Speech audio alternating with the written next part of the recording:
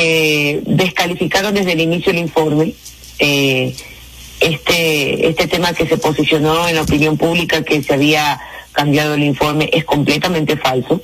No han probado absolutamente nada sobre un supuesto cambio.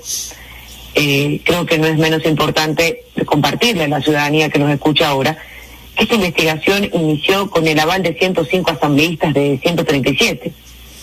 No fue una investigación correísta, ni fue una investigación sacada de la manga de la bancada de la Revolución Ciudadana.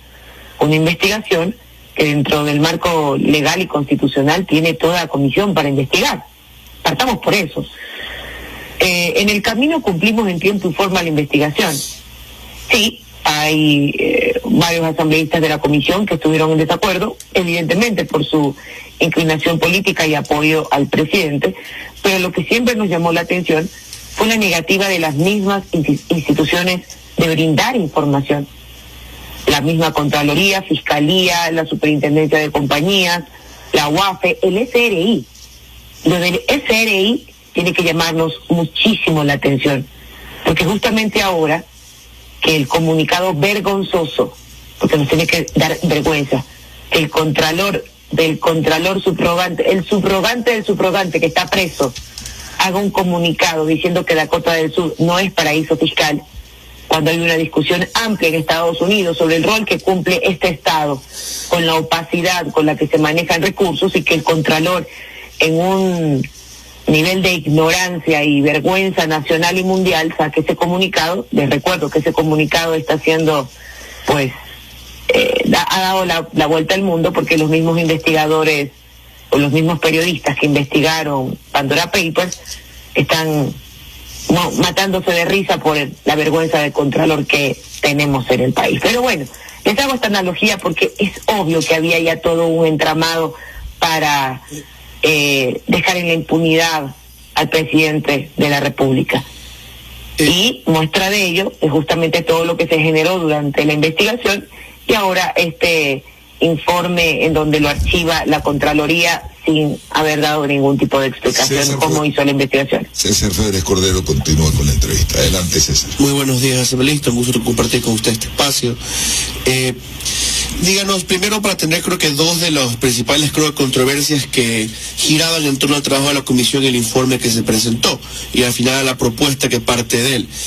Lo primero es, ¿no cree que más allá de las acusaciones sobre una supuesta falsedad ideológica, hay una falta de legitimidad cuando se dieron casos como los que se expusieron hasta por video en el debate, de que su bancada y otros se levantaron y dejaron sin quórum a la comisión cuando venían ciertos ponentes, o el hecho de que en las conclusiones se ha presentado información que parecía ser evidencia, o la recomendación de ir por interpretación de que había una conmoción interna claramente para empujar al artículo 130 de la Constitución?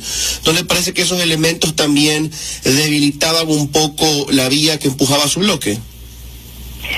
Bueno, la denuncia o la investigación de la Fiscalía a la comisión es de vergüenza. Primero, la señora fiscal debería, o el fiscal, la Fiscalía como institución, debería primero tener claro cuál es el marco de sus competencias.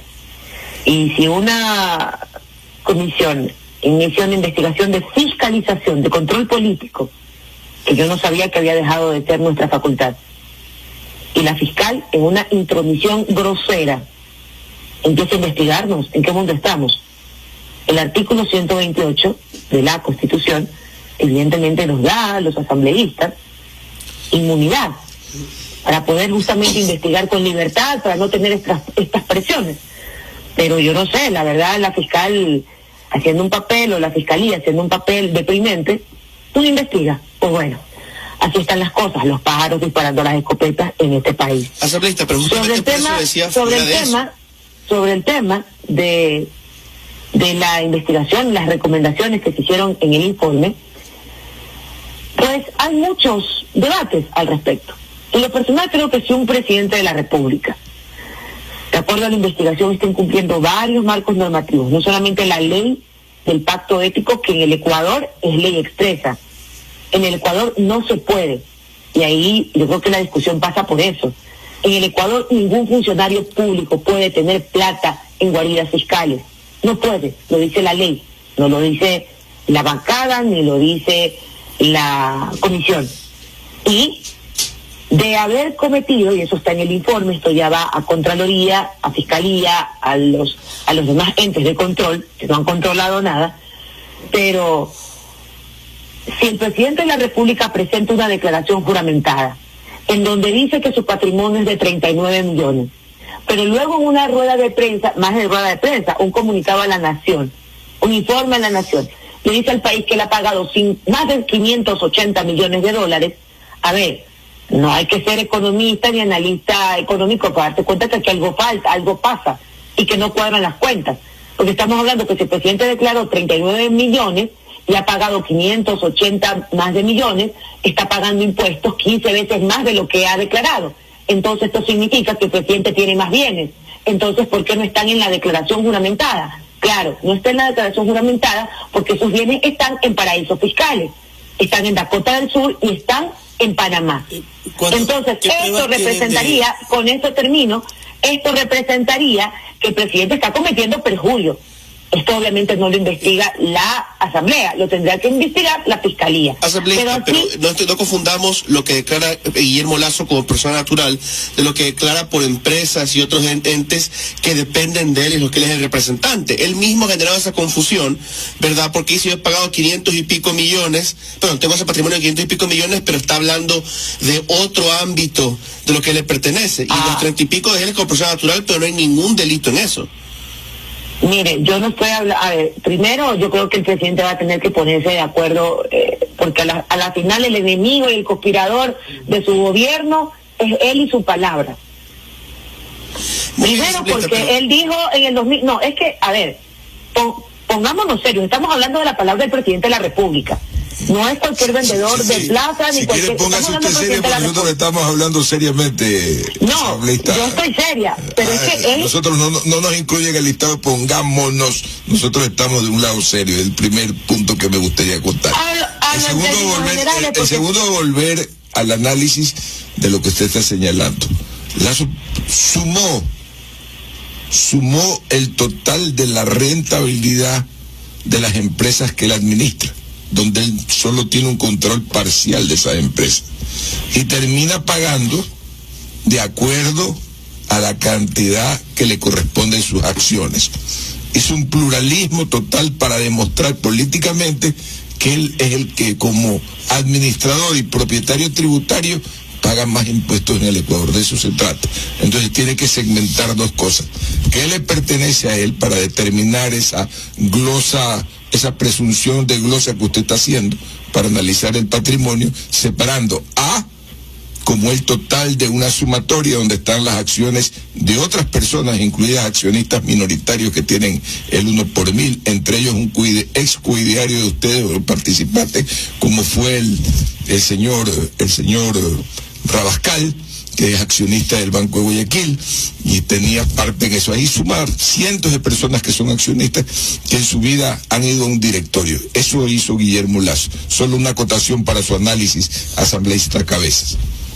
Importantísimo que lo traiga, pero le comento algo. El presidente de la República envió un documento a la comisión, las veces que lo invitamos y no quiso asistir, en donde reconoce que Pietro Oversis, que es, digamos, el meollo de esta investigación, Pietro Oversis sí era de su propiedad. Cuando en el 2017, cuando salió la primera investigación sobre el entramado offshore del presidente de la República, que eran 49 empresas en paraísos fiscales, incluyendo Islas Vírgenes y otros sitios, el presidente de la República en esa época negó que tuviera empresas en paraísos fiscales. Dijo que eso era mentira. Ahora, que evidentemente ya sale a la luz la investigación de Pandora Papers, que le quiero decir que de las empresas del 2017 que salieron en la primera investigación, lo que coincidencialmente es que muchas de esas todavía continuaban vigentes en Pandora Papers.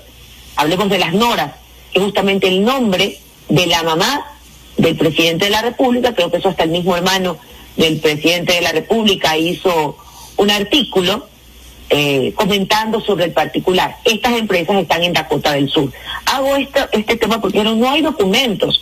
Es que La comisión no tiene documentos, era sencillamente hacer una contrastación documental para poder ver lo que nos estaba dando. Pero usted está haciendo una declaración muy simplista, no sé, usted está juzgando en base de no tener documentos, o sea, a base de una denuncia periodística, que puede también ser la verborrea de los profesionales del periodismo, o una investigación que, mal llamada investigación, porque lo es, digamos, una investigación periodística, no es una investigación criminal, necesariamente. ¿Dónde están los hilados finos? Bueno, yo le recuerdo, mi estimado, que en el Ecuador ya se ha sentenciado a personas por publicaciones en plataformas digitales de investigadores.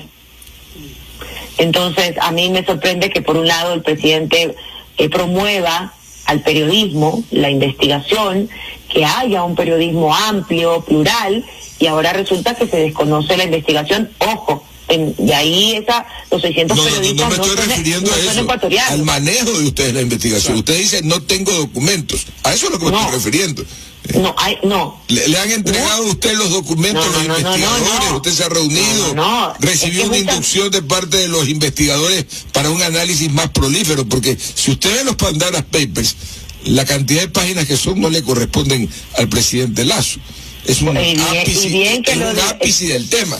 De ahí el libro tiene un recorrido, y yo soy entendido en emprendimientos por experiencia, le puedo decir eso. O sea, de ahí puede usted partir. Tiene una cosa que se llama en investigación, tiene una variable que le permite hacer una deducción.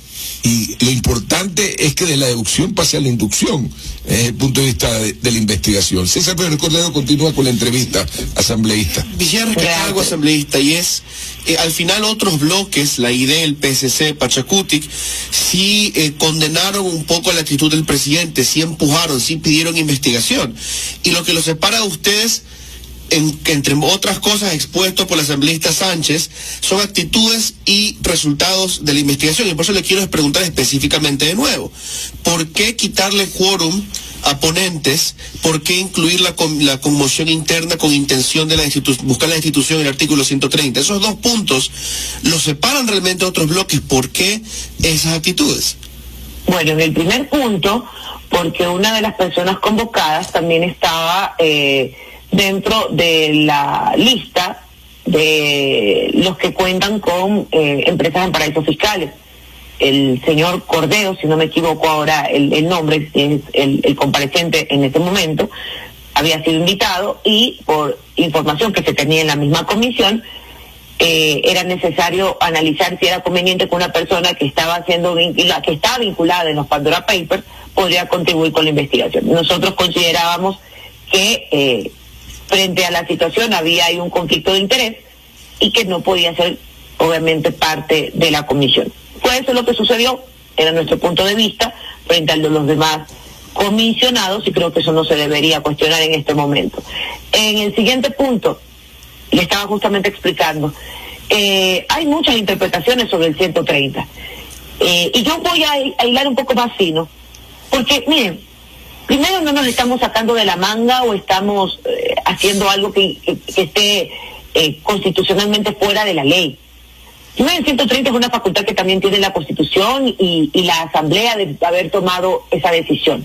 Como el presidente de la República en su momento dijo, voy a llamar a muerte cruzada, porque sí, es la facultad del Ejecutivo cuando en algún momento hayan situaciones que compliquen el manejo de su gobierno, y puede llamar a muerte cruzada. En su momento yo creo que el presidente de la República, nada de lo que pintaba ante el país, que había obstrucción de la Asamblea, que no lo dejaban gobernar, eso no sucedía, pero sin embargo estaba el cuco de la muerte cruzada, y todos quienes hacen opinión pública decían, está bien, el presidente es un demócrata y tiene todo el derecho de optar por esa opción. Ahora, en una recomendación de la comisión, se pone allí que se pueda tomar en cuenta el 130, numeral 2, somos golpistas, conspiradores, estamos desestabilizando al gobierno porque no hay conmoción social y todos estos temas. Siempre se va a interpretar de acuerdo a la lectura que tenga cada quien. La Corte Constitucional, en un fallo, contribuyó mucho para poderle dar un poco de forma a este concepto de conmoción interna. Y uno de los temas que decía justamente la Corte Constitucional es que se puede también, o se materializa este tema cuando se trata de manera recurrente en los medios de comunicación.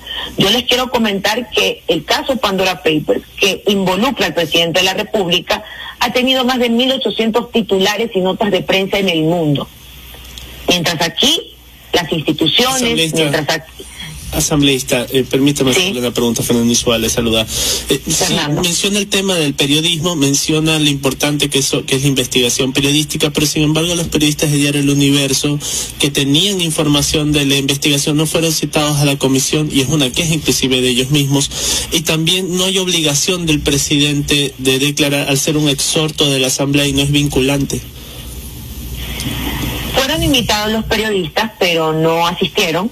Hay una comunicación, el Diario Universo se negó a que los periodistas participen, y bueno, también luego de la carta del presidente de la República, yo creo que a nadie le quedaría ganas de ir, con ese reclamo público, y eso preocupa porque una persona que siempre ha sido pro libertad de expresión, que existe un periodismo libre, el presidente mandó una carta y creo que esa carta muchos la cuestionaron, pero a partir de esa carta los periodistas no quisieron participar. Pero no dentro de la acceso a la información de ellos. ¿Cómo pudieron hacer una investigación sin los Vuelvo y le repito, porque primero existió una primera filtración, o hay una lista de empresas que ya había sido filtrada por eso nos enteramos. Por eso el mundo se enteró que el presidente estaba vinculado en Pandora Papers. Entonces, lo que hicimos fue contrastación documental con los nombres de las empresas que ya se había dado a conocer que el presidente tenía vínculos. Empezamos a ir a los territorios o a los sitios donde se encuentran las empresas para poder sacar la información. Esto fue lo que pasó justamente con la información que nos llegó de Panamá sobre Banisi International Foundation, fundación que el presidente creó en el 2020, justamente unos días antes de ser candidato a la presidencia, porque la empresa inicial del presidente era Pietro Overseas. Pietro Overseas era la empresa que tenía como génesis la propiedad del banco, luego se creó Banisi S.A. y luego se crearon otras empresas. El presidente, para simular una venta, crea Banisi International Foundation, que es la fundación que maneja el pool de todas las empresas del presidente en Panamá. Y ya no son del presidente, se supone, pasaron a ser de propiedad de los hijos. Ahí viene el nudo gordiano. Exactamente, es allí donde está evidentemente el cuestionamiento, porque no consta en ninguna parte, ni en el SRI, ni en la Superintendencia de Compañías de Ecuador, que haya existido primero una venta, un traspaso o una entrega en herencia. Porque si estas empresas estuvieran, obviamente, legalmente constituidas, debería existir el pago de impuestos a ese traspaso, a esa donación o a esa entrega en herencia. Eso es lo que no existe. Bueno, entonces eso no hay. El delito ya no sería, o la cosa a seguir, la cosa pública a seguir, no sería el hecho de que él sea accionista o no, que fue el motivante de ustedes, sino una elusión u evasión tributaria, señora Teresa, y eso cambia la posición. Puede ser grave, pero no es causal de destitución, porque la omisión tributaria no es capacidad. Usted puede hacer una ¿cómo se llama? Un alcance y resolver el problema después de que la autoridad fiscal lo valore. Está dentro del campo fiscal. Totalmente, pero adicionalmente... Si es que fuera, obviamente, estoy asustando el tema. Su última reflexión, porque ya tengo que irme a comerciales, siempre un gusto conversar con usted. Sí, siempre es un gusto y nos falta tiempo. Solo concluyo con esto. Hay una figura de protector que es la que cumple el presidente Lasso dentro de sus empresas. Sus hijos no manejan en este momento, sus hijos no tienen el control absoluto de las empresas. Y él tiene todavía una vinculación indirecta con Banisi International Foundation. Está en los documentos que tiene la investigación. Están en los documentos que tiene el informe. Eso lo hemos todo documentado y está allí. El presidente tiene todavía un manejo indirecto de la empresa porque él cumple un rol de protector, que eso está claramente en la constitución de Banisi International Foundation. Están en los documentos y esto a él todavía lo liga legalmente, aunque indirectamente, a sus empresas y estaría incumpliendo la ley del pacto ético aprobada en el 2017. Un abrazo y una gran mañana para ustedes, señora. Igualmente para ustedes, abrazos grandes, lindo día. Vamos al corte comercial, enseguida volvemos. Si no alcanzaste a realizar tu revisión